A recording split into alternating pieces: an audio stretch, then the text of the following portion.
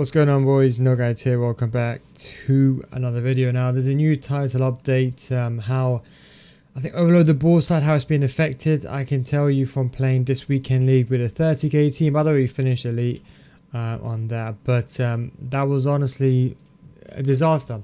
Everyone playing Overload the Ballside 4-2-3-1, everyone's on comeback and defense. It is impossible to break them through. Now obviously the most important thing is increased impact of Overload the Ballside a deeper tactic on in-game stamina. Now, is this fixing Overload the Ballside? No, it's not. Because, okay, yes, stamina is going to be affected, right? But it's not going to stop us from playing Overload the Ballside. I don't see how. I mean, I understand maybe you can't have the element of increasing errors into the game because that's going to open a whole nother aspect to people complaining about, you know, there's too much RNG in the game. I understand that.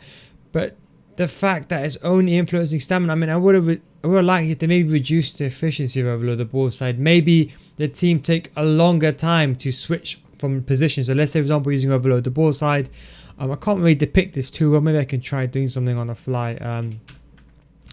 But I was hoping maybe if you're using Overload the Ballside, maybe if you have the ball and someone attempts to use Overload the Ballside, if they, let's say for example, you as a defender use Overload the Ballside, let's say your opponent shifts the ball, maybe it makes it harder for you. Maybe that could have been a potential possibility. But is this really going to help? I think not. I think people are saying that it is going to help. From what I've read, I think it's not going to make, like what I mean by that. Let's say you're playing Overload the Ballside. Let's say you're playing like this, which is a typical 4-2-3-1. I was saying that maybe if your opponent has the ball here, let's say he switches the ball to player B over here, he switches the ball. I was hoping that by the time this whole team shifts, instead of it shifting immediately, maybe there's a delay in a shift.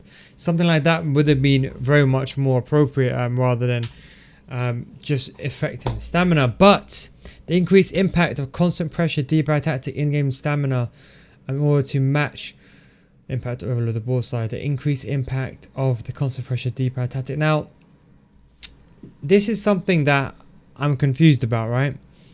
Because why on earth would you not buff second defender press? Buff it back to the original state, which second defender press, let's be honest, right?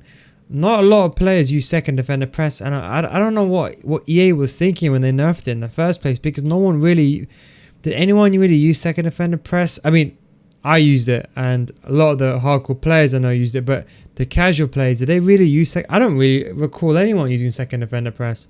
So I think they should have brought second defender press, because I want to press manually. I want to use the balance tactic, and I want to control two players and press manually. Now, is this really going to help the situation?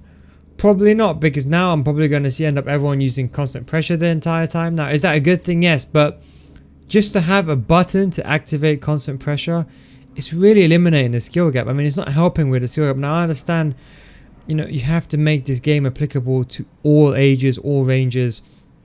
But the fact you just press one button now, and that's going to be what you need, essentially what you need to turn on team press, is kind of not what I'm looking forward to. They've also did some other stuff that, I mean, I'm not really too interested in that. But yeah. As I said, they released the notes yesterday. We're just going to look through some of the comments, I think. We're going to see some of the general comments. I think, yeah, it's just people just crying. But yeah, someone said they should have disabled it. Now, I think, obviously, disabling it is the correct thing to do. Just like how Fortnite, you know how they vault certain things. I think if FIFA vault, for example, the Overload the Ballside, that could be a potential to solve the issue temporarily, and maybe they see how people react.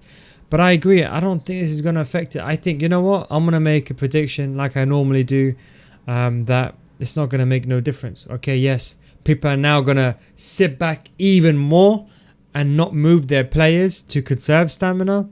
There is a potential that could happen. But as I said, I don't think this is really going to do any difference. Anyway, that's my thoughts. I hope you enjoyed this video. Let me know what your thoughts are. I'm sure you guys know, or you guys have different experiences than I.